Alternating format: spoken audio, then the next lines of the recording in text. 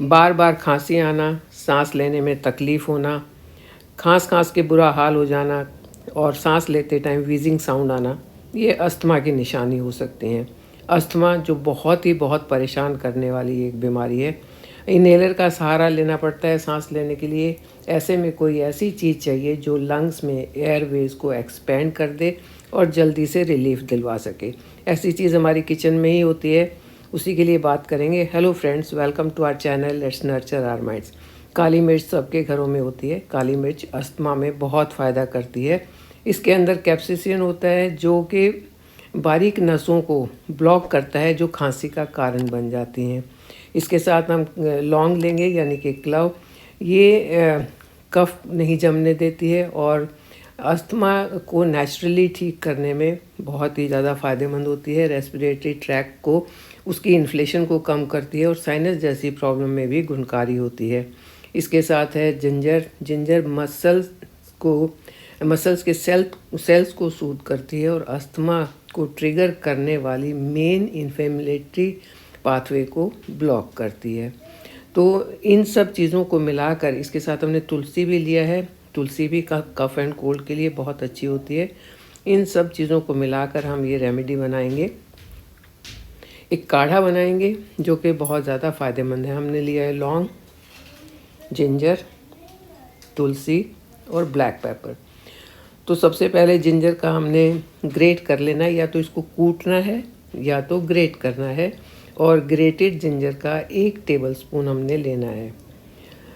Ginger के जो properties होती हैं वो सॉर थ्रोट में भी बहुत फ़ायदेमंद होती हैं, खांसी में बहुत फ़ायदेमंद होती है। इसका जूस जो है वो एक बहुत ही रिलीविंग प्रॉपर्टी उसकी होती हैं, जो एयरवेज को रिलीव करके, सूद करके, उसकी इन्फ्लेमेशन को दूर करके पाथवे को ब्रॉड करता है, खोलता है और सांस लेने में आसानी हो जाती है। तो ये हमने लिया है 1 टेबलस्पून जिंजर ग्रेट करके। 1 कप हम पानी लेंगे। उसके साथ हम लेंगे 8 से 10 क्लव, यानी कि लौंग। लौंग जो है वो इसकी एक पहचान होती है कि डार्क ब्राउन कलर की लौंग ज़्यादा अच्छी होती है और ऐसी लौंग होनी चाहिए कि उसका हेड और पीछे का हिस्सा आपको अलग अलग दिखाई दे। ऐसा नहीं है कि बस एक छोटे से डंडी सी दिखाई दे, वो लौंग किसी काम की नहीं होती है। आप जैसा फ़ोटो में देख रहे हैं, लौंग ऐसी होनी चाहिए, उसका फूल साथ में होना चाहिए। और 10 से 12 ही हमने लेनी है काली मिर्च। अब लौंग और काली मिर्च को हम हल्का हल्का कूट देंगे, दरदरा सा उसको कूट देंगे। ज़्यादा बारीक पाउडर बनाने की ज़रूरत नहीं है। और उसको भी इस पानी में, हमने जो 1 कप पानी लिया है उसमें मिलाएंगे। उसके बाद हम इसको बॉयल करेंगे। ये तीनों चीज़ें जब बॉयल होके इनका एक जो कंकोशन बनेगा, जो एक इनकी सारी प्रॉपर्टीज़ हमारे उस पानी में आ जाएंगी जो हम बॉयल कर रहे हैं, तो वो पानी जब पिया जाएगा, हल्का सा गर्म उसको पीना है। मतलब जितना नॉर्मली गर्म आप पी सकते हैं, बहुत जलता हुआ गर्म नहीं, लेकिन नॉर्मल गर्म जितना पी सकते हैं उतना इसको पीना है।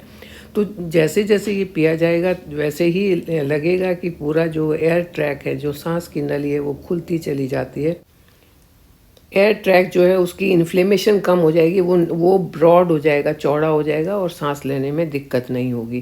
क्योंकि अस्थमा में मेन प्रॉब्लम सांस में दिक्कत की होती है, जिसके कारण से खांसी बनती है। और जब खांसी बनती है तो एक अस्थमा का अटैक टाइप आता है, बहुत ज़्यादा तकलीफ़ होती है। तो इससे बचने के लिए अगर ये काढ़ा पिया जाता है, इसको अगर दिन में 2 बार पीते हैं तो ये बहुत फ़ायदा करेगा। सुबह और शाम इसको पिएं। और अगर बहुत ज़्यादा तकलीफ़ है तो आप बीच में भी इसको 1 बार पी सकते हैं।